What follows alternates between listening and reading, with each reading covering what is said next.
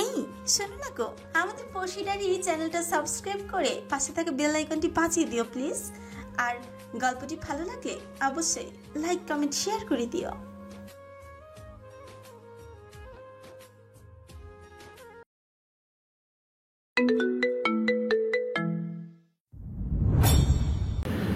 আপনার যদি আমাকে দেখা শেষ হয়ে থাকে তাহলে বলবেন প্লিজ, এভাবে কতক্ষণ আপনার ধারে দাঁড়িয়ে থাকবো। আচমকা এক পুরুষালী কণ্ঠে এহেম কথা শুনে চমকে উঠল সাথী। দ্রুত আদিবের থেকে নিজেকে ছাড়িয়ে মাথা নিচু করে বলল, আই এক্সট্রিমলি সরি, আমি বুঝতে পারিনি। আদিব 3 সেকেন্ড সময় নিয়ে বলল, ইটস ওকে, কিন্তু কাল থেকে একটু খাওয়া দাওয়া কমিয়ে দেবেন। এইভাবে হুটহাট কোনো ছেলের গায়ে পড়লে সে তো আলুর ভর্তা হয়ে যাবে। আদিবের কথা শুনে চোখে মুখে ভাব পাল্টে গেল সাথে। রাগি রাগি কণ্ঠে বলল, আপনি কি আমায় অপমান করছেন? মোটেও না। আপনি তো ভারী পাঁচি মানুষ। আদিব হাসে। কেন যেন মেয়েটাকে রাগাতে তার দারুণ লাগছে। প্রথম দেখায় এমনটা করার ঠিক কতটা যুক্তিযুক্ত ধরতে পারছে না আদিব, কিন্তু চাঁদনির চোখ দুটোর দিকে থেকে চোখ সরাতে পারছে না আদিব। কিছু একটা চলছে তার মাঝে। আচ্ছা, আপনার কি সত্যি ব্যথা ট্যাথা করছে না, নাকি আমার সাথে ভাব নিচ্ছেন? ফারিস বিরক্ত হলো আদ্রিতার কথা শুনে। সে বিরক্তি নিয়ে আদ্রিতার দিকে তাকিয়ে বলল, ভাব নেওয়াটা ফারিসের পার্সোনালিটির সাথে যায় না, তাই বাজে না বকে নিজের কাজ করুন। তুলো দিয়ে ফারিসের পিঠটা পরিষ্কার করতে ব্যস্ত হলো। নিজের কাজে মনোযোগ দিয়ে শান্ত স্বরে বলল, একটা কথা ছিল মিস্টার বখাটে। ফারিস চোখ মুখ শক্ত করে বলল, আমি বখাটে নই। আচ্ছা শুনুন, কাল রাতে আমার ব্যবহারের জন্য আমি খুব দুঃখিত। আসলে আমি খুব ঘাবড়ে গিয়ে ভুলভাল বলে ফেলেছি। আমি সত্যিই জানি না কাল রাতে আমার ঠিক কি হয়েছিল। আমি খুব অনুতপ্ত। হাসে। বাহ, দারুণ তো। কাল আপনি ভয়ে ভুলভাল বকছিলেন আর ভাবটা এমন নিচ্ছিলেন যেন সাহসের বস্তা নিয়ে ঘুরেন। দেখুন, এভাবে বলবেন না। আপনায় আমার সত্যি ভয় লাগে। আপনি সত্যি মাফিয়া নন তো? আমায় দেখে তা মনে হয়। ঘরে বন্দুক রাখেন, আবার মানুষ খুন করার হুমকিও দেন, তাহলে মনে না হওয়ার কারণ তো দেখি না। আমি কি সেটা আপনাকে বলার প্রয়োজন মনে করছি না। বলে আদ্রিতা চুপ হয়ে গেল। ফারিসের কথাটা খানিকটা গায়ে লাগলো তার, যদিও গায়ে লাগার মতো কথা নয়। একজন অপরিচিত মানুষের সাথে কেনই বা ফারিস তার নিজের কাজ বা পেশা সম্পর্কে বলবে। নীরবতা চলল দুজনের মাঝে। আদ্রিতা ফারিসের পিঠে সেলাই করে ব্যান্ডেজ করে দিল, বলল, এবার উঠতে পারেন। 7 দিন পর আবার আসবেন সেলাই কাটার জন্য। ফারিস উঠল, আস্তে আস্তে তার শার্টটা গায়ে জড়ালো, বলল। না আসলে হবে না। আদ্রিতা তার চেয়ারে বসতে বসতে বলল, ফারিস আপনি যদি একা একা সেলাই কাটতে পারেন তাহলে আসতে হবে না। কিছু বলে না। আদ্রিতা প্রেসক্রিপশনে কিছু ঔষধের নাম লিখতে লিখতে বলল, ফারিস নিজের যত্ন নেবেন। যে ঔষধগুলোর নাম লিখেছি তা রেগুলার ব্যবহার করবেন। নিজের প্রতি যত্নশীল হবেন। আপনায় দেখে মনে হয় না আপনি নিজের একটুও যত্ন করেন। আদ্রিতার সামনে চেয়ারে বসলো, মৃদু হেসে বলল, নিজের যত্ন নেই আমি। কিন্তু আপনায় দেখে তা মনে হয় না। আপনার প্রিয় মানুষদের বলবেন আপনার যত্ন নিতে। ফারিস কিছু বলে না।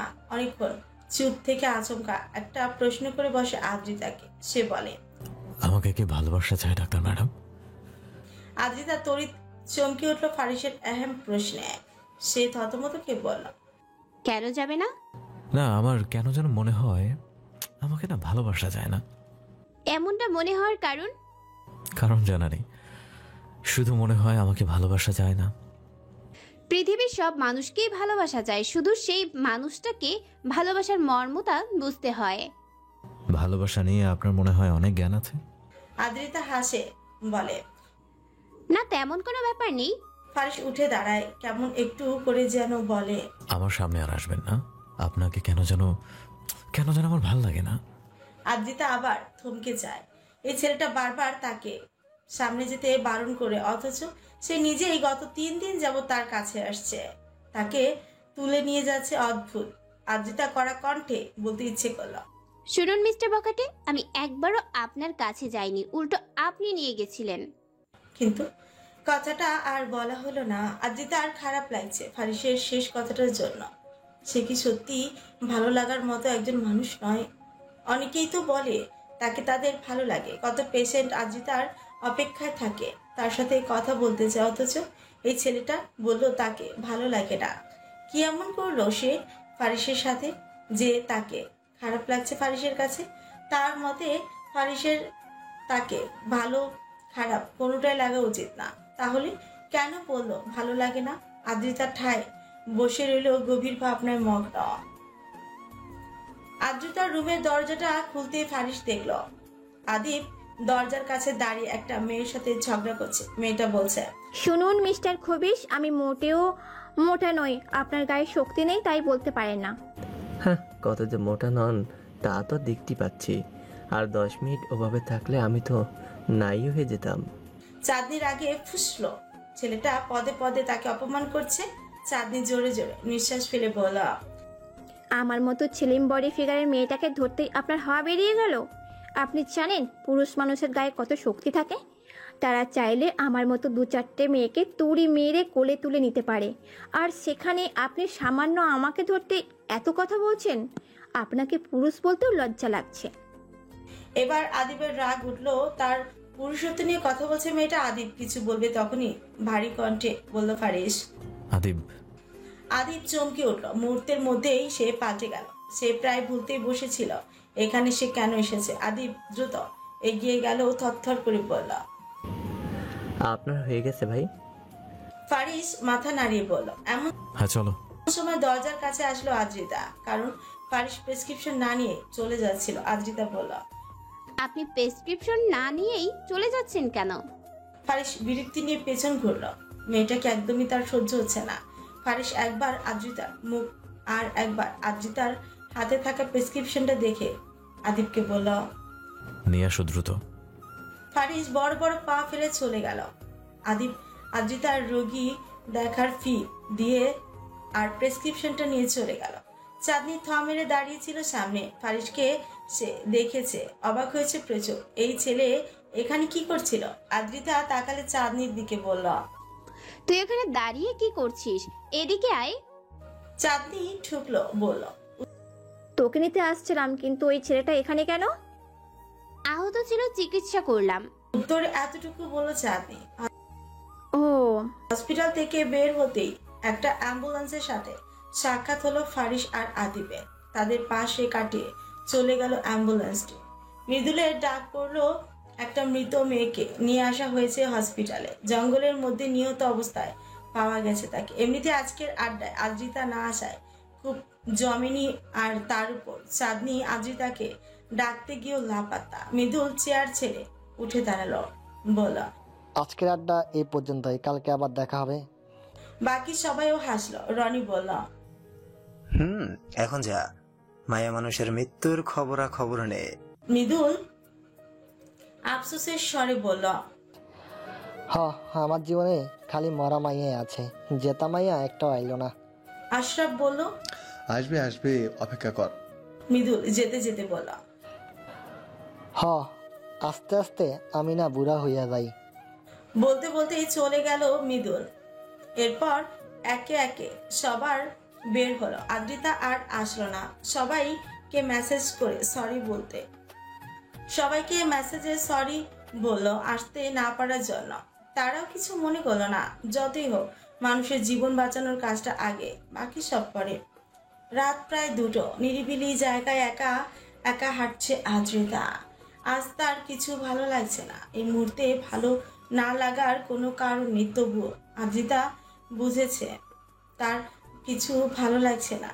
পুরো রাস্তাটা নীরব, কেউ নেই আশেপাশে। আদ্রিতা হাঁটছে একটা ব্রিজের উপর দিয়ে। হঠাৎ পেছন থেকে কেউ একজন বলে উঠল, এই সুন্দরী, কোথায় যাচ্ছ একা একা? হতভম্ব হয়ে পেছনে তাকালো আদ্রিতা। সামনের মুখে মাস্ক পরে চুল এলোমেলো করে দাঁড়িয়ে আছে একটা ছেলে। আদ্রিতা খানিকটা থমকালো, বলল, কে আপনি? ছেলেটি উত্তর দিল, কেউ না, তা মাঝরাতে এমন একা একা হেঁটে যাচ্ছেন কোথায়? অশুভ ছেলে পেলে তোলে নিয়ে গেলে কি করবেন? আদ্রিতার রাগ উঠল, তাও নিজেকে দমালো, বলল, আমি মাঝরাতে হাঁটবো না দিনে হাঁটবো? আপনার পারমিশন নেওয়া লাগবে। তা লাগবে না, কিন্তু সাবধান, অঘটন ঘটতে তো সময় লাগে না। কষ্ট বলে ছেলেটা এগুলো। আদ্রিতা তড়িৎ তার ব্যাগ থেকে একটা ইঞ্জেকশন বের করে বলল। ছেলেটি দাঁড়িয়ে পড়লো, বলল, বাহ, সেফটির যন্ত্রটা তো দারুণ। ফাজলামো হচ্ছে, আমার সাথে বেশি কথা বলে এক্ষুনি ঢুকিয়ে দিব ঘাড়ে। বলেই যেই না আদ্রিতা এগোতে যাবে, সঙ্গে সঙ্গে মাস্ক পরা ছেলেটি তার মুখের মাস্ক খুলে থরথর করে বলল, আপু দাঁড়া, আমি সিফাত। সঙ্গে সঙ্গে দাঁড়িয়ে পড়লো আদ্রিতা। এতক্ষণে এই কণ্ঠটা যেন চেনা চেনা লাগলো। আদ্রিতা তাকালো সিফাতের দিকে, অবাক হয়ে বলল, তুই এই সময় এখানে? সিফাত হেসে ফেললো, বলল, আমি চাচাতো ভাইকে তো বলেই গেছো। আদ্রিতা আচমকা কান ধরে বসলো সিফাতে। সিফাত ব্যথায় আহ করে উঠলো, বলল, আপু লাগছে কিন্তু। মাঝরাতে বড় আপুর সাথে কণ্ঠ পাল্টে ফাজলামো করার আগে মনে ছিল না? ওইটা তো একটু মজা ছিল। এটা একটু মজা? আমি যদি ইনজেকশনটা দিয়ে বসতাম তখন? দেওনি তো। দিলে কি হতো জানিস? কি আর হতো, জ্ঞান হারিয়ে এখানে পড়ে থাকতাম। আদ্রিতার চোখ মুখ কুঁচকে তাকালো সিফাতের দিকে। সিফাত বলল, রাগ করো না আপু, সেই সন্ধ্যায় আসলাম তোমাদের বাসায়, জানতাম তুমি থাকবে না, অপেক্ষায় ছিলাম, এখনো খাইনি জানো। তোমার অপেক্ষা করতে করতে বেজে গেল 12টা। তারপর সিদ্ধান্ত নিলাম তোমার চেম্বারে এসে সারপ্রাইজ দেব। বাসা দিয়ে বের হলাম একটায়, চাচি কিছুতেই আসতে দিতে চাইনি, তাও এসেছি। এসে দেখি তুমি নাই, মাথাটাই খারাপ হয়ে গেল। গাড়ি নিয়ে আবার ব্যাক করি, এখানে এসে দেখি তুমি একা একা হাঁটছো। বেশ শয়তানে লাড়া দিল, মাস্ক পরে, চুল এলোমেলো করে সোজা তোমার পিছনে। কেমন দিলাম? ভয় পেয়েছিলে নিশ্চয়ই। ভয় পাইনি, তবে একটু ঘাবড়ে গেছিলাম। হাসে সিফাত। ততক্ষণ আদ্রিতা কান ছেড়ে দিয়েছে সিফাতে। সিফাত আর আদ্রিতা হাঁটছে। সিফাত বলল, আপু হাঁটছিস কেন? আমার কাছে গাড়ি আছে তো। আর তুমিও বা মাঝরাতে এভাবে হেঁটে হেঁটে বাড়ি যাচ্ছ কেন? তোমার তো গাড়ি আছে, গাড়ি কই? আসলে আজ 2 দিন হলো গাড়িটা নষ্ট হয়েছে, ড্রাইভারকে বলেছি সারাতে, কাল চলে আসবে। তাই বলে হেঁটে হেঁটে বাড়ি যাবে? আরে বিষয়টা তা না, আমার আবার এই রাতের বেলা জ্যোৎস্না দেখে দেখে বাড়ি ফিরতে দারুণ লাগে। ভেবেছিলাম আর একটু সামনে গিয়ে গাড়ি ধরবো, কিন্তু তার আগেই তুই। আদ্রিতার কথার মাঝে বলে উঠল সিফাত, না আপু, এটা তুমি ঠিক করোনি। এভাবে একা একা রাতের বেলা চলাফেরা করা ঠিক হয়নি তোমার। যতই হোক তুমি তো মেয়ে আপু, সবই তো জানো। আরে চিন্তা নিচ্ছিস কেন? দেখলি না সেফটির জন্য সঙ্গে ইনজেকশন নিয়ে ঘুরি। আরো একটা জিনিস আছে আমার, দেখবি? এই বলে ব্যাগ থেকে একটা স্প্রে বোতল বের করলো আদ্রিতা। সিফাতকে দেখিয়ে বলল, এটা কারো মুখে স্প্রে করলেই অজ্ঞান হয়ে যাবে। আদ্রিতা আর সিফাত উল্টো দিকে হাঁটা দিল। সিফাত বলল, সবই ঠিক আছে, তাও আপু এভাবে একা একা বের হবে না। ধরো তুমি হাঁটেছো, আচমকা পিছন একটা গাড়ি এসে তোমার সামনে দাঁড়ালো, তুমি কিছু বুঝে ওঠার আগেই তোমার মুখে রুমাল চেপে ধরলো, তখন এইসব জিনিস কি তোমার কোনো কাজে আসবে বলো? সিফাতের কথাটা অনেক পড়লো আদ্রিতার। তার মনে পড়লো কাল রাতের ঘটনা, ফারিস তাকে তুলে নিয়ে যাওয়ার মুহূর্ত। সত্যি তো, তখন তো এসব তার কাছেই ছিল, কিন্তু সে কিছুই করতে পারেনি। আদ্রিতার ভাবনার মাঝে সিফাত আবার বলল, আর কিন্তু এভাবে একা একা হাঁটবে না আপু। আদ্রিতা মৃদু হাসলো, সিফাতের গাল চেপে বলল, আচ্ছা ছোট ভাই, আর হাঁটবো না। সিফাত খুশি হলো। অতঃপর আদ্রিতা আর সিফাত উঠে বসলো গাড়িতে। সিফাত গাড়ি স্টার্ট দিল। আদ্রিতা প্রশ্ন করল, বাসায় কি তুই একাই এসেছিস নাকি লাইলাকেও এনেছিস? সিফাত গাড়ি চালাতে চালাতে বলল, দূর, ওর কথা বাদই দেও আপু। লাইলা আপুকে আসতে বলেছিলাম, সে বলে কি জানো? কি? তার নাকি তোমাদের বাড়িতে আসতে লজ্জা লাগে। রাফিন ভাইয়ের সাথে প্রেম করার সময় লজ্জা পেল না, ওদিকে তোমাদের বাড়িতে আসতে নাকি লজ্জা লাগে। ফাউল মাইয়া, বুঝলে আপু? আদ্রিতা হেসে ফেলল। সিফাত ইন্টার শেষ করে কেবল অনার্সে ভর্তি হয়েছে। রাফিনের চেয়ে 2 বছরের ছোট, তবে আদ্রিতার সাথে খুব মিশুক টাইপ সে। আদ্রিতার হাসির মাঝে সিফাত আবার বলল, আমি ভেবে পাই না আপু, লাইলা আপুর মতো অমন অলস টাইপ মাইয়াডারে রাফিন ভাই কি দেখে পছন্দ করলো। তুমি দেখে নিও আপু, বিয়ের পর রাফিন ভাইয়ের জীবন পুরো তেজপাতা করে দিবে। আদ্রিতার হাসি থামলো না, সে হাসতে হাসতে বলল, এভাবে বলিস না, দেখবি বিয়ের পর সব ঠিক হয়ে গেছে। হইলে ভালো, না হলে রাফিন ভাইয়ের জীবন গেছে আপু।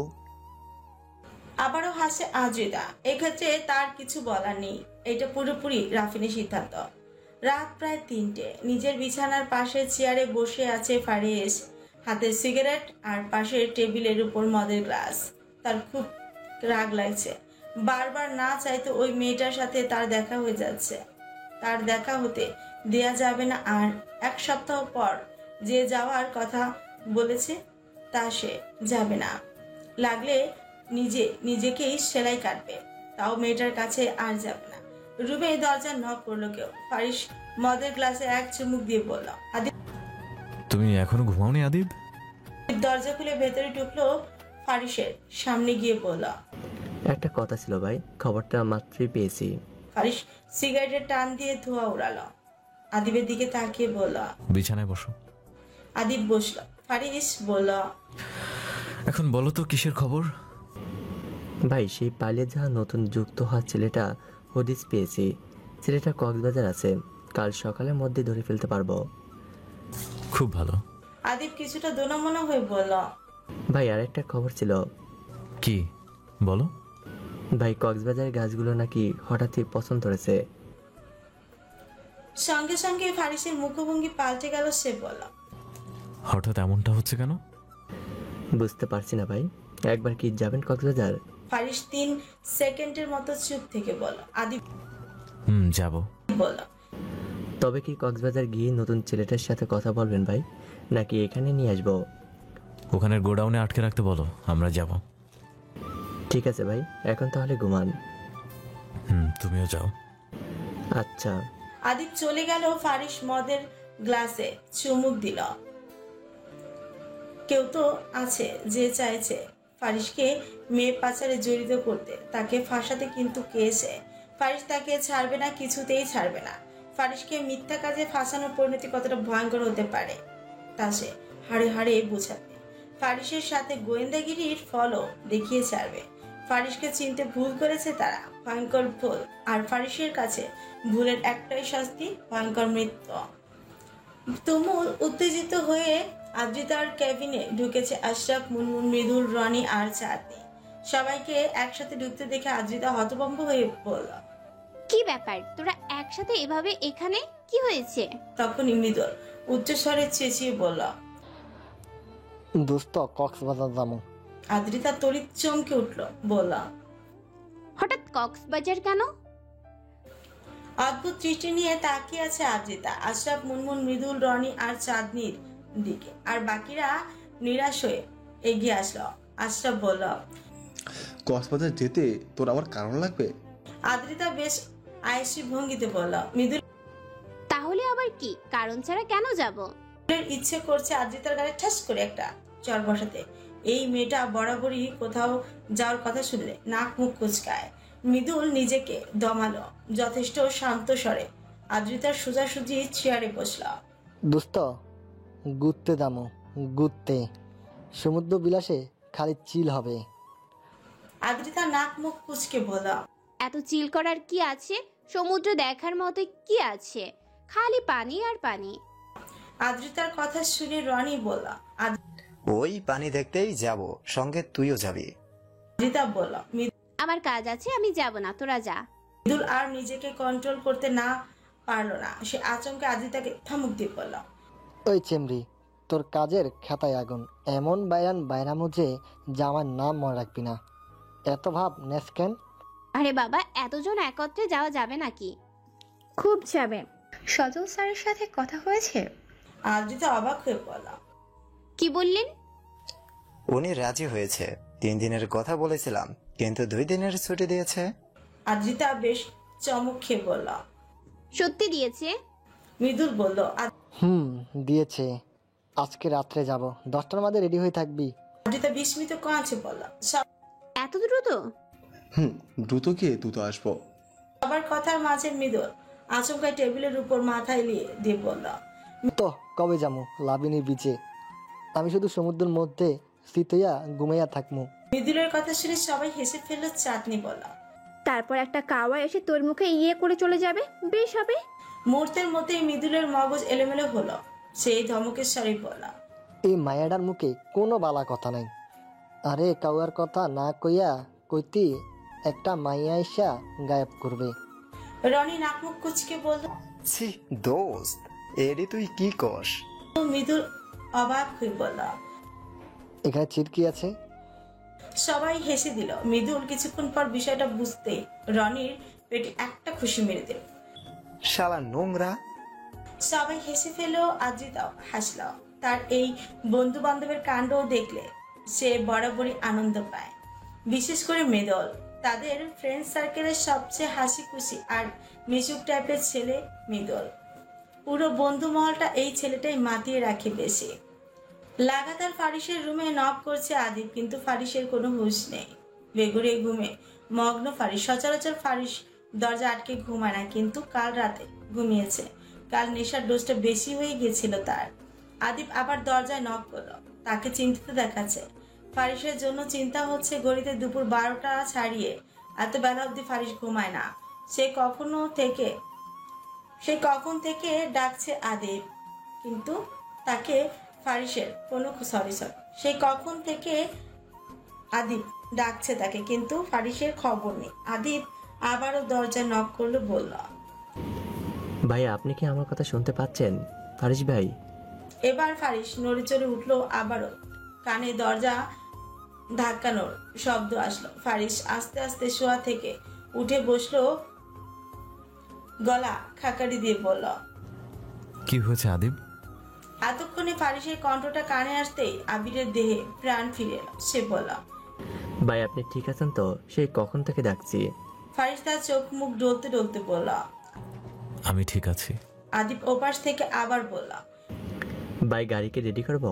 কক্সবাজার কি আজ যাবেন? ফারিস চটপট জবাব দিল। রেডি করো, 2 ঘন্টার মধ্যেই আমরা বের হব। আচ্ছা ভাই। আদিব চলে গেল। ফারিস বিছানা সাথে মোবাইলটা নিয়ে বলল। কাজটা কি হয়েছে? উত্তরে অপর প্রান্তের ব্যক্তিটিও বলল। জি বস। ঠিক আছে, রাত 10টা কি 11টার মধ্যে কক্সবাজার ঢুকবো। কাল সকালে ওর সাথে কথা বলবো। তোমরা ওর গায়ে কোনো হাত দিবে না, আমি আগে কথা বলবো। ঠিক আছে বস। ফোন কাটলো ফারিস। এবার সে তো জেনেই ছাড়বে তার সাথে ষড়যন্ত্রটা কে করেছে। ফারিস বসা থেকে উঠে দাঁড়ালো। ঢুলতে ঢুলতে চলে গেল ওয়াশরুমের দিকে। লম্বা একটা শাওয়ার নিবে, তারপর হালকা কিছু খেয়ে বেলা 2টো কি 2:30টার দিকে কক্সবাজারের উদ্দেশ্যে রওনা হবে। গাছ আর বিশ্বাসঘাতক দুটোর সাথেই কাল সকালে যোগাযোগ করবে ফারিস। বিকেলের ফুরফুরে আলোতে নিজের রুমে ব্যাগপত্র গোছাচ্ছে আদ্রিতা। সে মাত্র হসপিটাল থেকে এসেছে। বর্তমানে তার জায়গাটা ডক্টর সুমিতা সেন পালন করছে। উনি একজন সিনিয়র ডক্টর। মূলত এই 2 দিনের ছুটিতে সে আদ্রিতার দায়িত্ব পালন করবে। মহিলাটি যথেষ্ট ভালো, আদ্রিতাকে খুব স্নেহ করে। আদ্রিতাও পছন্দ করেন ওনায়। আদ্রিতার মা ভেতরে ঢুকলেন। মেয়েকে ব্যাগপত্র গোছাতে দেখে বললেন। কোথাও যাবি? আদ্রিতা মায়ের দিকে তাকিয়ে বলল। কোথায়? কক্সবাজার। হঠাৎ কক্সবাজার কেন? একটু ডাক্তারের কাজেই 2 দিনের মধ্যে চলে আসব। ও, কিন্তু আমি যে কাল আরাফাতকে আসতে বলবো ভাবছিলাম। আদ্রিতা বেশ অবাক হয়ে বলল। আরাফাতকে? ওই যে তোকে বলেছিলাম না, তোর মামা তোর জন্য একটা ছেলে দেখেছে, ওর নামই আরাফাত। ও আচ্ছা, কিন্তু আমার যে সময় হবে না মা। তুমি একটা কাজ করো, ছেলেটাকে ফোন করে আর কিছুদিন পর আসতে বললো। আমি কক্সবাজার থেকে ফিরি তারপর। তার মা ও নিরাশ হয়ে বলল। ঠিক আছে, আর কি করার। আদ্রিতার মা বেরিয়ে গেলেন। আদ্রিতা স্বস্তির নিঃশ্বাস ফেলল। ভাগ্যিস রাফিন বাড়িতে ঢোকার সাথে সাথেই তাকে এই বিষয়টা বলেছিল, নয়তো বন্ধুদের সাথে ঘুরতে যাবে কথাটা বলে কখনোই তার মা যেতে দিত না। আদ্রিতার ফোন বেজে উঠল। মৃদু কল করেছে। আদ্রিতা ফোন। বলো। তুই কি ব্যাগ গোছাতে শুরু করেছিস? ঠিক আছে, আচ্ছা শোন, রাত 10টার মধ্যে সাইদাবাদ থাকতে হবে। 11টার বাসে যাব, টিকিট কাটা আছে। আমি তোকে তোর বাসার থেকে নিয়ে আসবো। আমি যাওয়ার আগে বের হবি না। তুল বলল। আদ্রিতা মৃদু হেসে বলল, ঠিক আছে। আচমকা মৃদুল উত্তেজিত হয়ে বলল, ওরে দোস্ত, সমুদ্র বিলাস করমু। আদ্রিতা দাঁত বের করে হেসে ফেলল, বলল, করিস ছাগল, হাত পা ছড়িয়ে ছিটিয়ে করিস সমুদ্র বিলাস। তা তো করমুই, সঙ্গে তোগর নিমু, দেখিস। আচ্ছা, তা না হয় পরে দেখছি। আচ্ছা ঠিক আছে। ফোন কাটলো মৃদুল।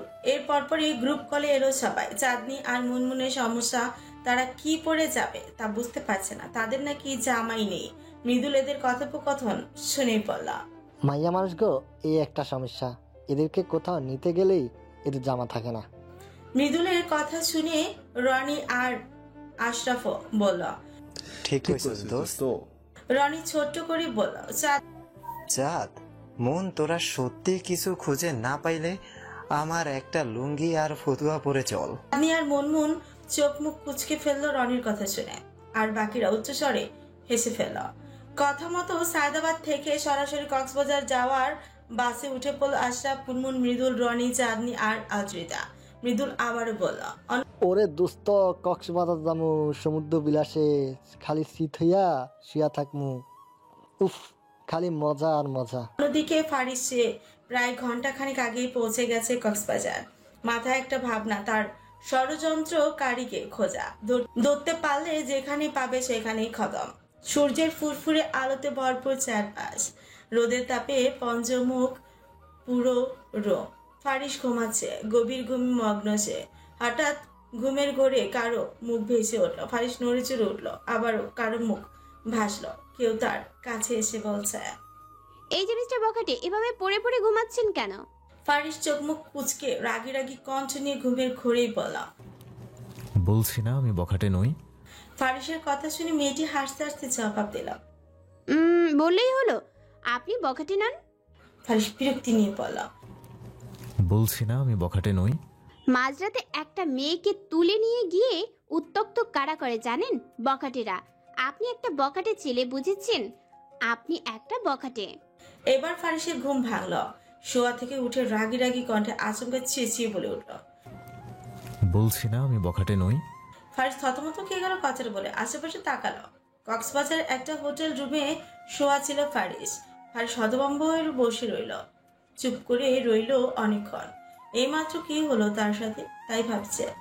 এই এমন একটা ঘটনা তার সাথে কখনো ঘটেনি। এই ডাক্তার মেয়েটাকে স্বপ্ন দেখলো ফারিস। কেন দেখলো? ফারিসের মস্তিষ্ক হঠাৎ এলোমেলো হলো। কি ঘটলো তার সাথে? কেনই বা ঘটলো? প্রশ্ন দুটো মাথায় ঘুরপাক খাচ্ছে শুধু। ফারিস চোখ মুখ খিচে বসে রইল। মেয়েটা বারবার বখাটে বলে তাকে বিরক্ত করছে। এটা তো ঠিক হচ্ছে না। এই বখাটে নামটা ফারিসের কিছুতেই মেনে নিবে না ফারিস। সময় গণনা ফারিসের ফোন বাজলো। ফারিস ফোনটা তুলল, ক্ষিপ্ত মেজাজে বলল, হ্যালো। আবিদ খানিকটা খাবড়ে গেল, চিন্তিত স্বরে বলল, কিছু কি হয়েছে ভাই? আদিবের কণ্ঠটা কানে ভাসতে ফারিস নিশ্চুপ হলো। নিজেকে ধাতস্থ করলো, শান্ত স্বরে বলল, না কিছু হয়নি। আদিব কিছুটা দমলো, বলল, ঠিক আছে ভাই, আগে কোথায় যাবেন? গাছের কাছে নাকি গোডাউনে? ফারিস কিছুক্ষণ ভেবে বলল, গোডাউনে। ঠিক আছে, কতক্ষণে বের হবেন? 2 ঘন্টা পর। আচ্ছা ভাই। ফোন কাটলো ফারিস। তার চোখে মুখে বিস্ময়ের ছোঁয়া। ফারিস আস্তে করে তার ফোনটা বিছানায় রাখলো, ধীরে ধীরে বিছানা থেকে নামলো। পুরো কক্ষে হাঁটাহাঁটি করলো, কিন্তু তার ভালো লাগছে না। ফারিস বিরক্তি নিয়ে ফোনটা ওঠালো, আদিবকে কল করলো। আদিব তার সোজাসুজি কক্ষে আছে। আদিব ফোনটা তুলতে ফারিস দ্রুত বলল, রুমে আসো তো আদিব। আদিব 3 মিনিটের মাথাতেই দরজায় নক করলো। ফারিস গিয়ে দরজা খুললো। আদিব হতভম্ব হয়ে পড়ল। কি হয়েছে ভাই? ফারিস তখনকার স্বপ্নটা নিয়ে বলতে নিল, পুরো পর মুহূর্তেই থেমে গেল। এটা কি করতে যাচ্ছিল? ফারিস থেমে গেল আদিপ তার দিকে তাকিয়ে। আদিপ আবার বলল, কি হলো ভাই, কিছু বলছেন না কেন? ফারিস বাহানা দেওয়ার মতো কোনো শব্দ খুঁজে পাচ্ছে না। আদিপ আবার বলল, কি হলো ভাই, কিছু বলছেন না কেন? ফারিস ফট করেই বলে উঠল, তাড়াতাড়ি খেয়ে দিয়ে রেডি হও, আমরা বেরোবো। কথাটা বলে তাওয়াল হাতে বাথরুমে ঢুকে পড়লো ফারিস। আর আদিপ পুরো ফ্যাবাচেকা খেয়ে তাকিয়ে রইল ফারিসের যাওয়ার পানে। বিষয়টা কি হলো আদিপ ঠাওর করতে পারল না। আদিপ ঠায় দাঁড়িয়ে রইল, মাত্র কি ঘটলো তা যেন এখনো মাথায় ঘুরছে। সে তো একটু আগেই যাওয়ার কথা বলতেই ফারিস ভাইকে কল করলো। তাহলে ফারিস ভাইয়ের তাকে দ্বিতীয়বার কল করে রুমে ডেকে এনে বের হব কথাটা বলার মানে কি ছিল? আদিবের একটা কল আসলো, সে বিস্ময়কর চেহারা নিয়ে ফোনটা তুলল। তারপর ধীরে ধীরে পায়ে ফারিসের কক্ষে দরজাটা হালকা চাপিয়ে দিয়ে বেরিয়ে গেল। লাবণী বীজ থেকে খানিকটা দূরে একটা বড় সড়ো হোটেলে দাঁড়িয়ে আছে আশরাফ, মুনমুন, মৃদুল, রনি, চাঁদনি আর আদ্রিতা। 6 জন জার্নি করে বেশ ক্লান্ত। গড়িতে প্রায় 10:30 ছাড়িয়ে তারা প্রায় ঘন্টাখানেক আগে পৌঁছেছে কক্সবাজারে। কিন্তু ভালো হোটেল না পায় বেশ বিপাকে পড়তে হলো তাদের। শেষমেশ বীজ থেকে খানিকটা দূরে এই হোটেলে আসলো। রিসেপশনের লোকটা তাদের 3টে কক্ষের চাবি দিল, 406, 407, 410। একটাতে আশরাফ, মৃদুল আর রনি থাকবে, একটাতে চাঁদনি একা, আর বাকি একটা মুনমুন আর আদ্রিতা। তাদের ইচ্ছে ছিল 3 বেডওয়ালা 2টো রুম নিবে, কিন্তু পায়নি। শেষমেশ চাঁদনিকে একা একাই থাকতে হলো। তবে এটা শুধু রাতে ঘুমানোর ক্ষেত্রে। আদ্রিতার একটা কল আসলো হাসপাতাল থেকে। আদ্রিতা অবাক হয়ে বন্ধুদের থেকে একটু দূরে দাঁড়িয়ে কথা বলতে লাগলো। এদিকে বাকিরা রুমের চাবি নিয়ে রুমে যেতে লাগলো। মুনমুনও আদ্রিতার দিকে এগিয়ে এগিয়ে বলল, আদু, আমাদের রুম নাম্বার হলো 406, 4 তলায়। তুই কথা শেষ করে আয়, আমি যাচ্ছি। আদ্রিতাও মুনমুনের কথার পিছে বলল। আচ্ছা ঠিক আছে। মন চলে গেল, তার বেশ টায়ার্ড লাগছে। রুমে গিয়েই 1 ঘন্টার একটা লম্বা শাওয়ার নেবে। চিন্তা করবেন না স্যার, আমি কাজটা সেরেই বাড়ি ফিরবো। আপনি হসপিটালের লোকেশনটা পাঠিয়ে দিবেন। আদ্রিতার কথা শুনে অপর প্রান্তের ব্যক্তিটি বলল, আচ্ছা ঠিক আছে, আপাতত এনজয় করো। বিনিময় মৃদু হাসে আদ্রিতা বলে, আচ্ছা স্যার, আর আপনি চিন্তা করবেন না, আমি সার্জারির কাজটা কমপ্লিট করেই বাড়ি ফিরবো। ঠিক আছে। ফোন কাটলো অপর পাশের ব্যক্তিটি। আদ্রিতা শুকনো নিঃশ্বাস ছাড়ল। 2 দিন পর কক্সবাজারের একটা হসপিটালে তার কিছু কাজ পড়ে গেছে, হয়তো বাড়িতে তাকে একাই ফিরতে হবে। আদ্রিতা 3 মিনিটের মতো দাঁড়িয়ে থেকে রুমে যাওয়ার জন্য অগ্রসর হলো। তার ব্যাগপত্র মুনমুন নিয়ে গেছে। আদ্রিতা সিঁড়ি বেয়ে উপরে উঠলো। তার মনে আছে মুনমুন তাকে বলেছিল 4 তলায় তাদের রুম নাম্বার হলো 406। আদ্রিতা দ্বিধাহীন সিঁড়ি বেয়ে উপরে উঠতে লাগলো। অন্যদিকে ফারিস নিজের রুমে শাওয়ার নিতে সে লাগাতার। আদ্রিতা 4 তলায় উঠতে উঠতে হাঁপিয়ে গেল, পা যেন অবশ অবশ লাগছে, নিঃশ্বাসও ভারী হয়ে গেছে। আদ্রিতা ডান দিকে গেল, হঠাৎ চোখ গেল রুম নাম্বার 406 দিকে। তার চোখ জলজল করে উঠল। ফাইনালি রুমে আসলো। আদ্রিতা দরজা একবার নক করতে দরজা খুলে গেল। আদ্রিতা অবাক হলো, মুনমুনের বাচ্চা দরজা না আটকেই রুমে বসে আছে। আদ্রিতা দরজা ঠেলে ভেতরে ঢুকলো, ভেতর থেকে দরজা আটকে দিল। পুরো রুমে চোখ বুলালো, কিন্তু কোথাও মুনমুনকে পেল না। আদ্রিতা আওয়াজ করলো, মন কোথায় তুই? বলল। কোনো কথার শব্দ আসলো না। হঠাৎ বাথরুম থেকে পানি পড়ার আওয়াজ আসলো। আদ্রিতা বুঝলো মুনমুন হয়তো গোসল করছে। আদ্রিতা স্বস্তির নিঃশ্বাস ফেলে পড়ল। ও তুই বাথরুমে?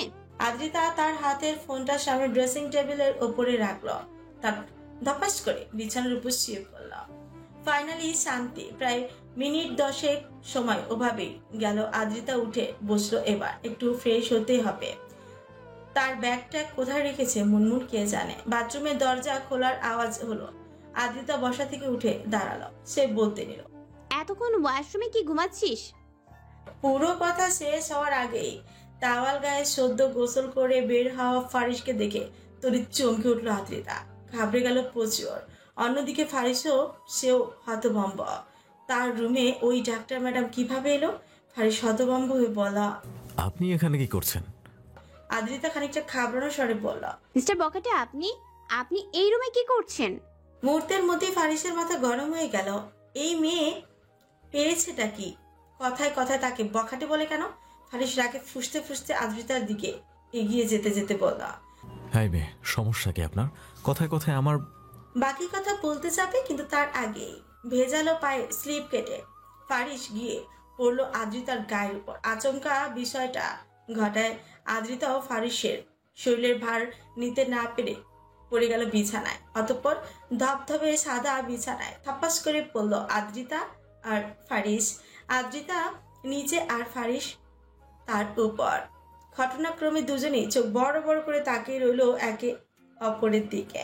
স্তব্ধ হয়ে বিছানায় বসে আছে আদ্রিতা। মাত্র কি ঘটলো সব যেন তার মাথার উপর দিয়ে গেল। আদ্রিতা থমথমে চেয়ার নিয়ে সামনে তাকালো। তার থেকে কিছুটা দূরেই ফারিস দাঁড়ানো। এইদিকে ফারিস শার্টের বোতাম লাগাতে লাগাতে তীক্ষ্ণ দৃষ্টি নিয়ে তাকালো আদ্রিতার মুখশ্রীর দিকে। রাগে তার মাথা খচখচ করছে, ইচ্ছে করছে ঠাটিয়ে একটা থাপড় মারতে, কিন্তু মারছে না।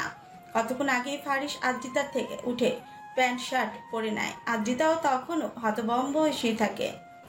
3 মিনিট আগেই উঠে বসে, সঙ্গে দেখে ফারিসের তীক্ষ্ণ দৃষ্টি। তার চুল দিয়ে এখনো পানি গড়িয়ে পড়ছে। ফারিস মুখ খুলল, অবশিষ্ট শার্টের বোতামটি আটকে তীক্ষ্ণ স্বরে বলল, আপনি এই রুমে কি করছেন? একটা অপরিচিত হোটেল রুমে কেউ এভাবে ঢুকে পড়ে? আদ্রিতা মাথা নিচু করে ফেলল। কি বলবে বুঝতে পারছে না। মুনমুনি তো বলেছিল তারা রুম নাম্বার 406 মানে 406 আছে। আদ্রিতার নিশ্চুপতা ফারিস গর্জে উঠল, ধমকে স্বরে বলল। কেউ কথা বলছে না কেন?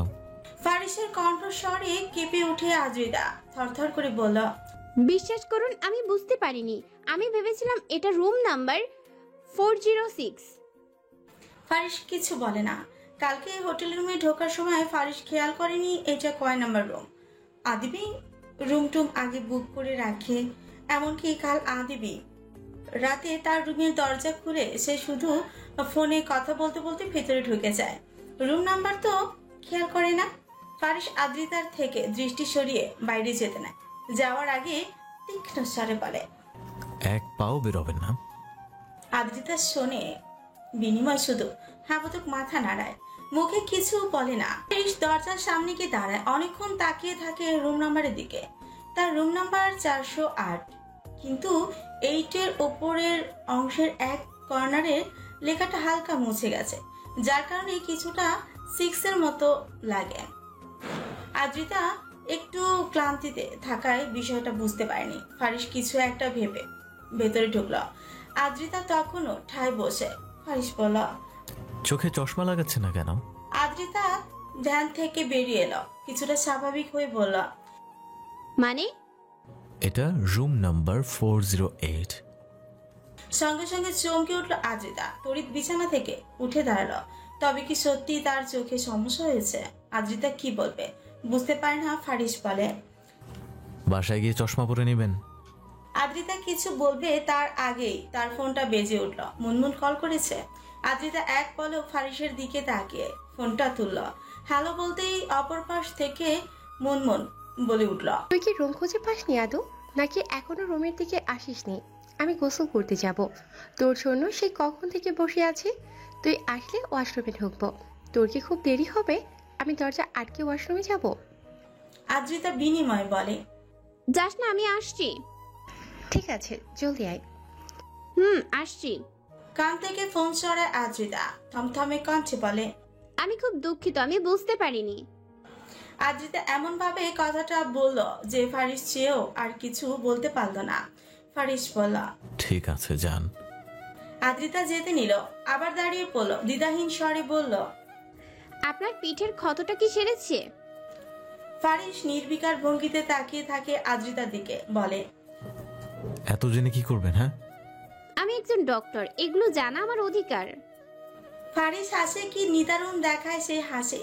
আদ্রিতার চোখ আটকায় সে হাসিতে। ছেলেটা চমৎকার হাসে। উজ্জ্বল শ্যামবর্ণের পুরুষটি হাসলে আরো দারুণ দেখায়। ফারিস বলে, আমি আপনার পেশেন্ট নই যে অধিকার দেখাবেন। আজ নন ঠিক আছে, কিন্তু কিছুদিন আগে তো ছিলেন। আগের দিন ভুলে যান, বর্তমান নিয়ে ভাবুন। বর্তমান নিয়ে ভাববো ঠিক আছে, কিন্তু তাই বলে অতীত ভুলে যাওয়ার কি দরকার? ফারিস মনে রাখার মতো মানুষই নয়। মনে রাখলে কি খুব ক্ষতি হবে? মৃত্যুও ঘটতে পারে অকালে। আদ্রিতা চমকে উঠল, বলল, আচ্ছা, ফারিসকে মনে না রাখার কারণটা কি জানা যায়? ফারিস বিরক্তি নিয়ে বলল। এত কারণ আপনায় বলতে আমি বাধ্য নই। আদ্রিতা দমে যায়। এই ছেলের সাথে কথা বলে সে যেন পেরে উঠবে না।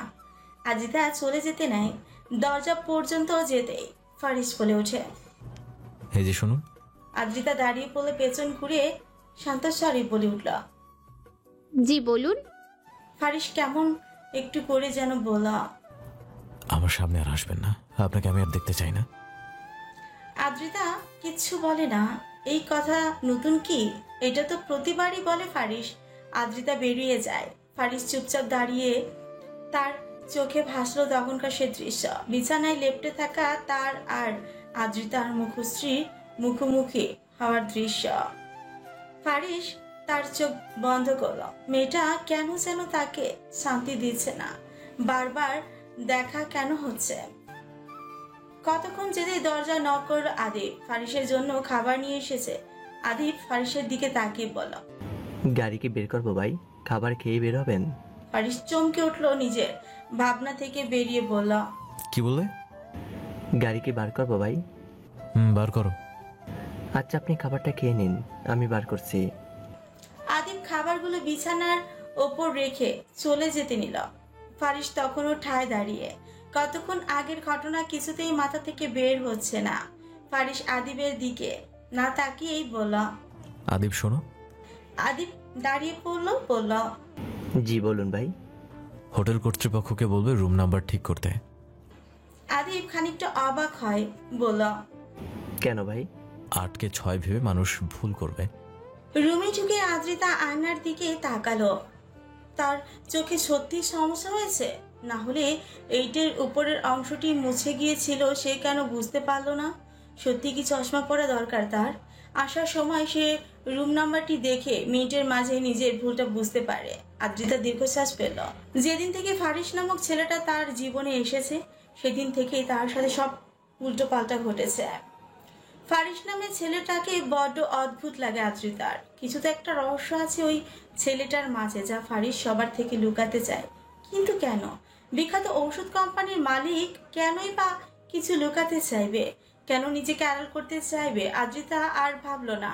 এই মুহূর্তে তার প্রথম ভাবনা, যে কয়দিন তারা কক্সবাজার থাকবে, সেই কয়দিন রুম নাম্বার 408-এর ধারে কাছেও যাবে না, কিছুতেই যাবে না।